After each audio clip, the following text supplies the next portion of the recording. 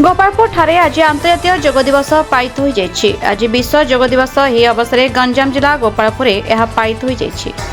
ଯୋଗ ଦ୍ୱାରା ଉଭୟ ଶରୀର ଏବଂ ମନ ସୁସ୍ଥ ରହିଥାଏ। ଯୋଗ ବ୍ୟକ୍ତିର ମନୋଭାବନା ଶକ୍ତିର ସ୍ତରରେ କାମ କରିଥାଏ। ଯୋଗ ଜୀବନ ସମସ୍ତ ଦିଗରେ ସନ୍ତୁଳନ ରକ୍ଷା କରି ଏକ ସୁସ୍ଥ ବାତାବରଣ ତିଆରି କରେ। ତେଣୁ ରୋଗକୁ ପ୍ରତ୍ୟାହାର କରିବା ସ୍ୱାସ୍ଥ୍ୟ ଏବଂ ଜୀବନଶୈଳୀରେ ସକାରାତ୍ମକ ପ୍ରଭାବ ପକାଇବା ସ୍ୱୀକାର କରାଯାଏ। ଆୟୁଷ ମନ୍ତ୍ରାଳୟ ଦ୍ୱାରା 21 ଜୁନ୍ 2015 ନୂଆଦିଲ୍ଲୀର ରାଜପଥରେ ପ୍ରଥମ ଆନ୍ତର୍ଜାତୀୟ ଯୋଗ ଦିବସ ପାଳନ କରାଯାଇଥିଲା। ଏଥିରେ 35,985 ଜଣ ଯୋଗ ଦିବସ ସାମିଲ ହୋଇ ବିଶ୍ୱ ରେକର୍ଡ ସ୍ଥାନିତ ହୋଇଥିଲା। ତତ୍ସହିତ 84 ଜଣ ନାଗରିକ ଏକକାଳୀନ ଯୋଗ ଅଭ୍ୟାସ କରି ଏକ ପ୍ରଚାର ଏବଂ ପ୍ରସାର କରିବାର ଏକ ବାତାବରଣ ସୃଷ୍ଟି ହୋଇଥିଲା।